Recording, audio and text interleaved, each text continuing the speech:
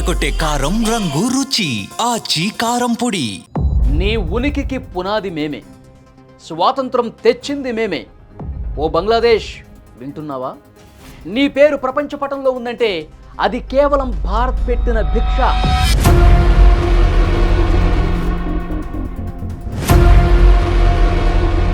1971లో పాకిస్తాన్ సైన్యం మీ దేశ ఆడబిడ్డలను చెరబడుతుంటే, లక్షలాది మందిని ఊచకోత కోస్తుంటే భయంతో వణికిపోతున్న మీకు అండగా నిలబడింది భారత్.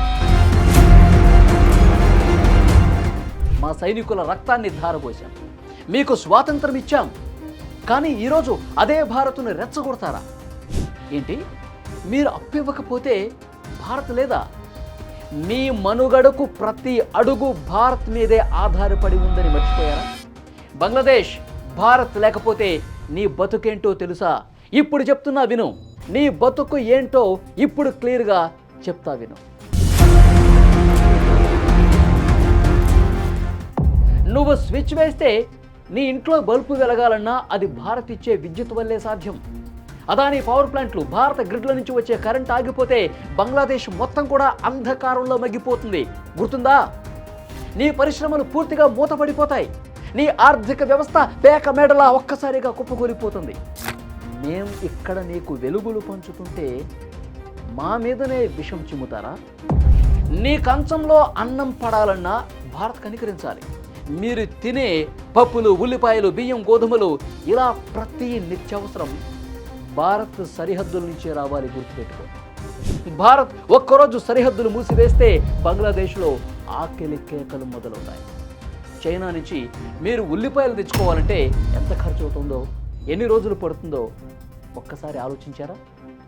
భారత్ ఇస్తున్న చౌకైన సరుకులే మీ కడుపు నింపుతున్నాయని మర్చిపోతున్నారా మీరు? బంగ్లాదేశ్కు జీవనాడులైన గంగా, బ్రహ్మపుత్ర నదులు భారత్ నుంచే ప్రవహిస్తాయి.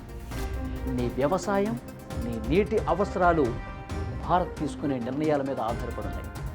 మేం పెద్దన్నలా ఆలోచించి నీకు నీటిని పంచుతున్నాం. ఒకవేళ భారత్ ఎదురు తిరిగితే నీ పంట పొలాలు ఎండిపోయి ఎడారిలా మారిపోవటం ఖాయం. అర్థమవుతుందా నీకు? నీ భౌగోళిక స్థితిని ఒకసారి చూసుకో. బంగ్లాదేశ్లో పిచ్చుమీరి ప్రవర్తిస్తున్న యువతకి కూడా చెప్తున్నాం. నీకు మూడు వైపులా భారత్ సరిహద్దులే ఉన్నాయి. నీకు వేరే దారి లేదు. నీ వ్యాపారం సాగాలన్నా, నీ విదేశీ వాణిజ్యం జరగాలన్నా భారత భూభాగం లేదా భారత సముద్ర మార్గాలు కీలకం. భారత్ కనుక ఎకనామిక్ బ్లాకేడ్ విధిస్తే బంగ్లాదేశ్ ఒక పెద్ద జైలులా మారిపోతుంది. పాకిస్తాన్ వచ్చి నిన్ను కాపాడుతున్నప్పుడు తన సొంత ప్రజలకే పిండి ఇవ్వలేని పాకిస్తాన్ నీకేం సాయం చేస్తుంది? అర్థమవుతుందా? భారత్ను కాదని చైనా కాళ్ళ దగ్గరకు వెళ్తావా?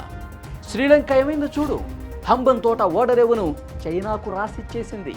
పాకిస్తాన్ ఏమైందో చూడు. అప్పుల ఊబిలో కూరుకుపోయి బిచ్చగాడిలా మారిపోయింది. చైనా ఇచ్చే అప్పులు తీర్చలేక నీ సార్వభౌమత్వాన్ని అమ్మేసుకుంటావా? భారత్ ఎప్పుడు నిన్ను మిత్రుల్లా చూసింది, కానీ చైనా మాత్రం నిన్ను ఒక బానిసలా మారుస్తుంది. మా చికెన్ నెక్పై దాడి చేసి దేశాన్ని ముక్కలు చేయొచ్చని చైనా నువ్వు ఆశపడుతున్నారేమో. అది మీ తరం కాదు కదా. మీ బాబు తరం కూడా కాదు. గుర్తుపెట్టుకో. బంగ్లాదేశ్, ఇకనైనా నువ్వు మేలుకో. నీ ఉనికికి, నీ అభివృద్ధికి, నీ మనుగడకు భారత్ అత్యవసరం. షేక్ హసీనా ప్రభుత్వం పోయినంత మాత్రాన భారత్ పట్ల నీ వైఖరి మారితే నువ్వే నష్టపోతావు. భారత్ సహనానికి పరీక్ష పెట్టదు. భారత్ తలుచుకుంటే బంగ్లాదేశ్ లాంటి దేశాన్ని సృష్టించగలదు.